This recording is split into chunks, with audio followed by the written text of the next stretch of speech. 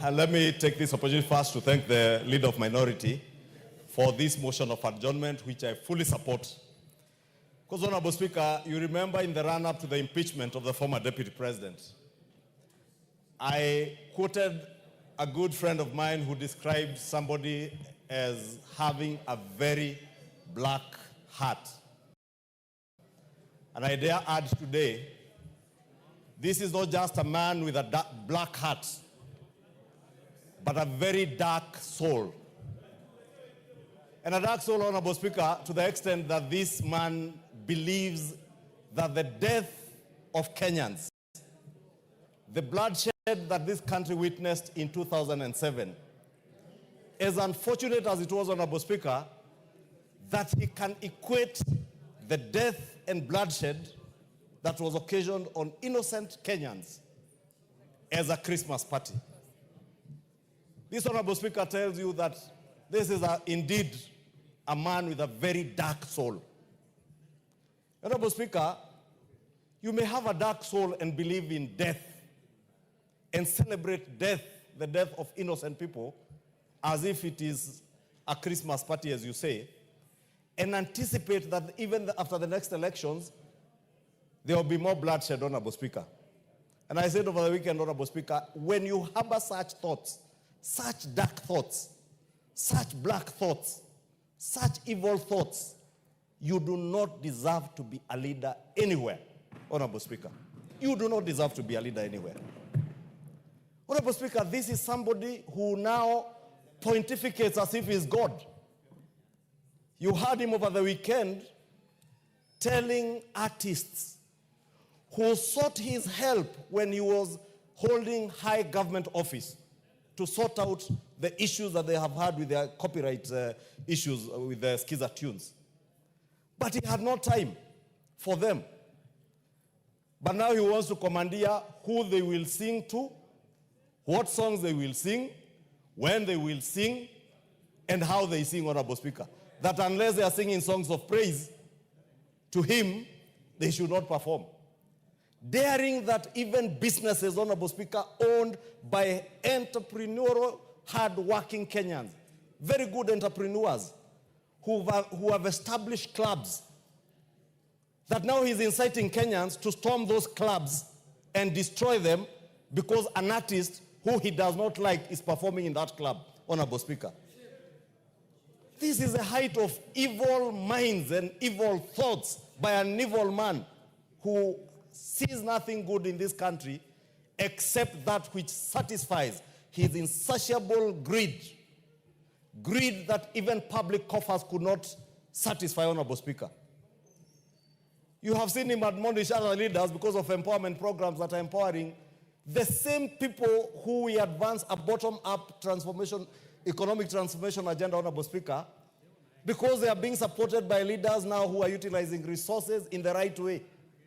But, Honorable Speaker, when you're in high office and you use public resources to acquire private resources, Honorable Speaker, even stealing from your own family. Honorable Speaker, if you find somebody who can steal from a widow and orphans, Honorable Speaker, these are things that were tabled here during the impeachment process.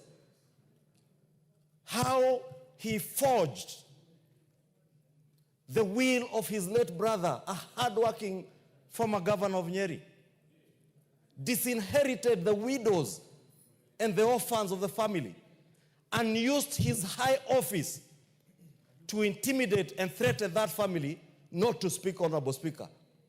Thank God that this House rose to the occasion to save not just that family, but the country against the machinations of a very evil and dark soul, Honorable Speaker.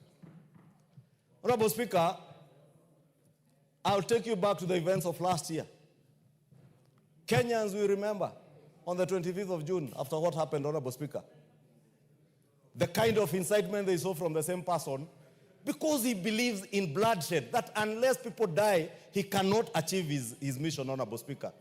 Let us say, Honorable Speaker, from the floor of this House, no other Kenyan will die to satisfy the insatiable greed of a dark man with a dark soul and a very evil mind, Honorable Speaker. And no Kenyan should ever die for politics. I want to agree with Honorable Junet that when we said that never again, we should never ever again entertain the politics of bloodshed in this country.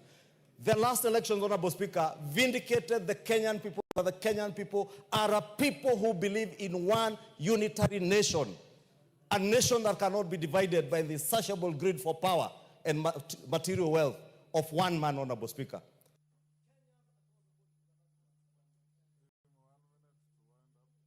Honorable Speaker, I was saying Kenyans across the board voted for the Kenya Kwanza government. Many Kenyans voted for the Azimio coalition, irrespective of their ethnic background, Honorable Speaker.